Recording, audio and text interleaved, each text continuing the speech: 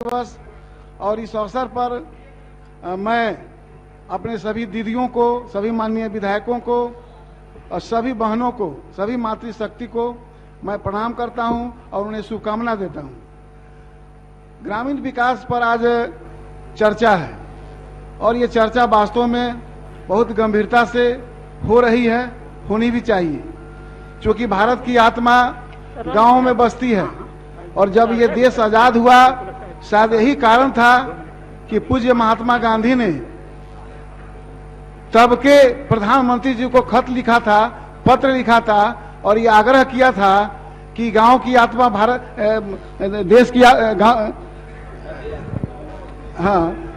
की आत्मा गांव में बसती है, इसलिए विकास में प्राथमिकता गांव को मिलनी चाहिए।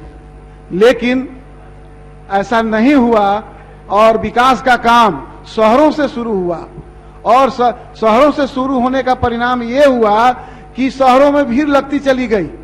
सारे कल कारखाने, उद्योग ये शहरों में बने और उसके कारण गांव के लोग निकल करके शहरों में चले गए जीविका के लिए, क्योंकि काम वहां था, कंपनियां वहां थी। वो बोकारो, टाटा, बंबई, कलकत्ता जो शहर बढ़ा उन सब में लोग काम करने की नियत से चले गए। गांव से पलायन हुआ, बड़े पैमाने पर पलायन हुआ। जो गांव में टैलेंटेड लोग थे वो शहरों की ओर रुख कर दिए, जो हमारे मेहनतकश मजदूर थे वो शहरों के रुख कर दिए। इसलिए गांव खाली हो गया और शहर में भीड़ बढ़ती गई, कूड़ों के ढेर पर वो झोपड़ियां बनती गई और इस कारण एक असंतुलन पैदा हुआ। और उस असंतुलन के कारण आज भी हम परेशान हैं। गांव का विकास नहीं हो सका, गांव में बजट नहीं लगा, गांव में पैसे नहीं लगे, बजट अन्य स्थानों पर गया, इसलिए आज गांव सुनापन रहा। लेकिन धन्य है एनडीए की सरकार के मुखिया माननीय नीतीश कुमार जी, धन्य है प्रधानमंत्री जी, धन्य है अटल बिहारी वाजपेयी जी। इन लोग अपने समय में इस कंसेप्ट को बदला और आज गांव ओरिएंटेड योजनाएं बन रही हैं। आप जो भी योजना देखेंगे, जिस विभाग की भी योजना देखेंगे, सब गांव ओरिएंटेड है। गरीबी उन्मूलन कैसे हो, किसके लिए है, आज उसी का परिणाम है। आज उसी का परिणाम है कि आज गांव बेहतर हुआ है। आज गांव में वो 1000 की आबादी कौन कहे, 500 की आबादी कौन कहे, 100 से भी कम जहां आबादी है, जहां बसावट है, उसको भी पक्की सड़कें से जोड़ी जा रही हैं। और आज गांव में महिला सशक्तिकरण एक आंदोलन बन गया है। इसका उसका ये इतना ही विकास नहीं है, हर एक महिला आज आगे बढ़ रही है। गांव में एक आंदोलन है, मैं जीविका के माध्यम से देख रहा हूं, गरीब घर की महिलाएं और वो निकल रही हैं और अपने को मजबूत कर रही हैं, क्योंकि सरकार की ओर से योजनाएं ऐसी बनी हुई है कि वहां तक वो योजना का लाभ उनको जा रहा है। आज सशक्तिकरण का दौर है।